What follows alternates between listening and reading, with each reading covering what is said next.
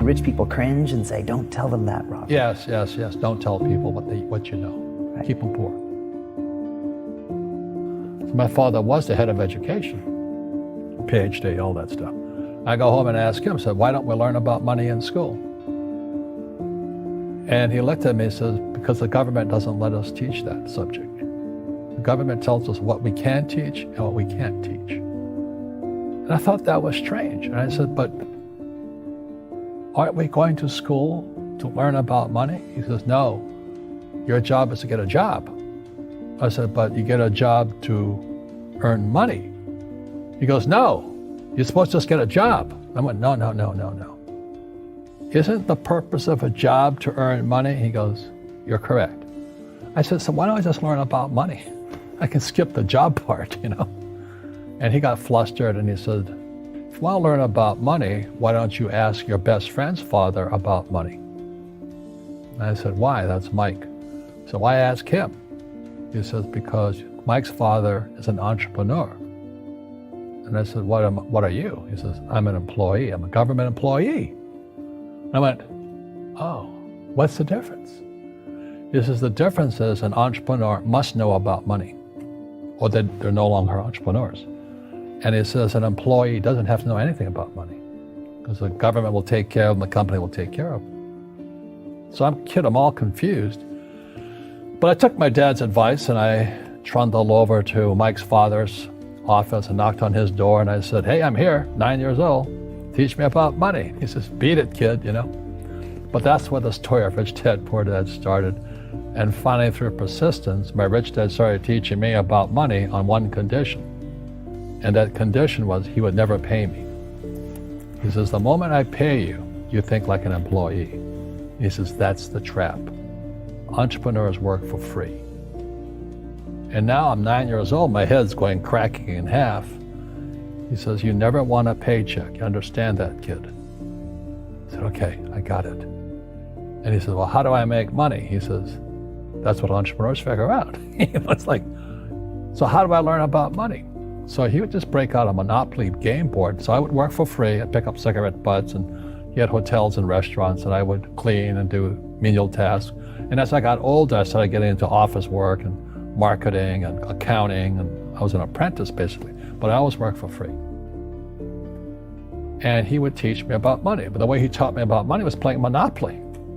And finally one day I got upset. I said, well, when are you going to teach me about money? He says, what do you think we're doing? We're playing Monopoly. He goes, no. What do you think we're doing? We're playing Monopoly. He says, what do you think we're doing? I said, I don't know. I'm teaching you about money.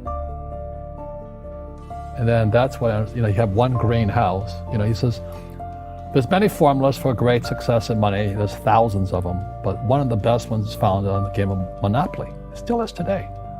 4 greenhouses, 1 red hotel. I said, what? He says, one of the greatest ways to acquire great wealth is playing Monopoly in real life. 4 greenhouses, 1 red hotel. Well, is that all there is? He goes, that's it. And he says, what do you think I'm doing? And I went, I don't know. So then he took me out and he showed me his greenhouses. And 10 years later, when I was 19, I was now in school in New York, and I come back to Hawaii, and Rich Dad had bought the biggest piece of land smack dab in the middle of Waikiki Beach. And when you go to Waikiki Beach today, you'll see the Hyatt Regency Hotel. That was his hotel. Just like the game of Monopoly. Just like the game of Monopoly. Acquired assets and they became bigger assets. He just kept what's called an assemblage, because that property wasn't that big at the time, so he had to buy out all the small guys. Because Waikiki was a little dirt water little town. So he'd buy out this shop owner and buy that shop owner. And it took him a while, but he finally assembled this large piece of property. And then he and Hyatt put up this giant hotel. It just sold for $800 million. So that's how I learned about money.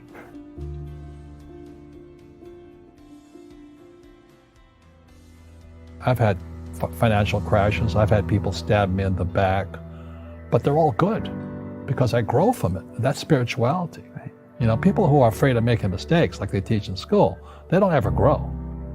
because spirituality is there's good and there's bad, there's right and there's wrong, there's up and there's down.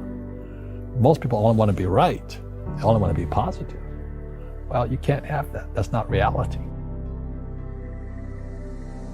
Well, I wasn't poor by most people's standards, but I came from a family with a poor attitude, if you know what I mean. Because rich, poor, middle class, poverty starts with a fundamental attitude.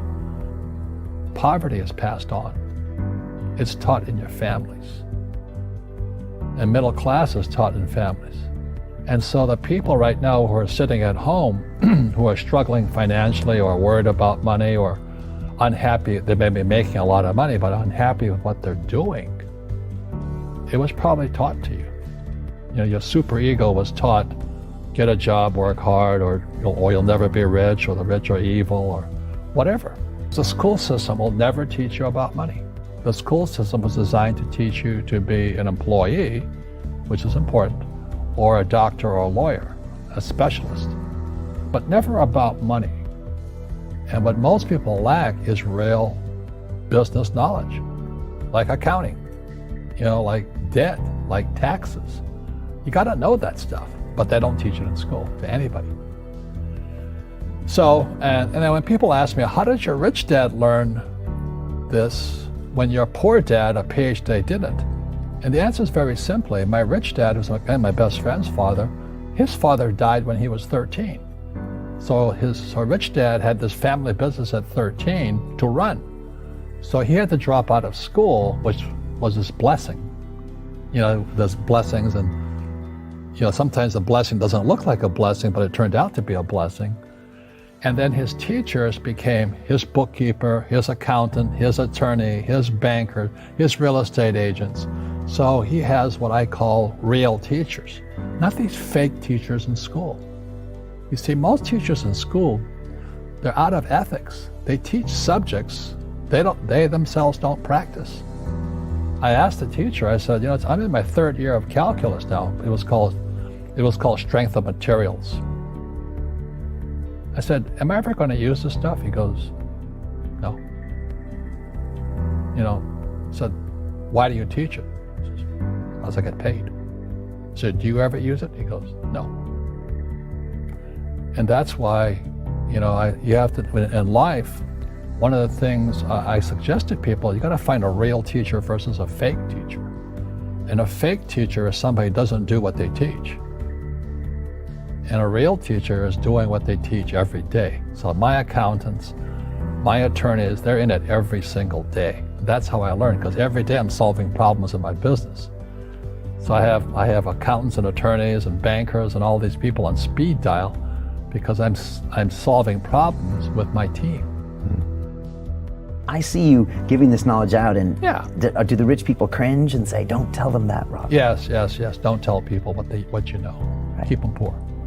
But, unfortunately, the poor, as was in the Bible, I'm not real religious, the poor will always be amongst us because it starts up here. Right, it's that fear mentality. It's in their words, and the words become flesh. Again, I'm not really religious. I flunked out of Sunday school also.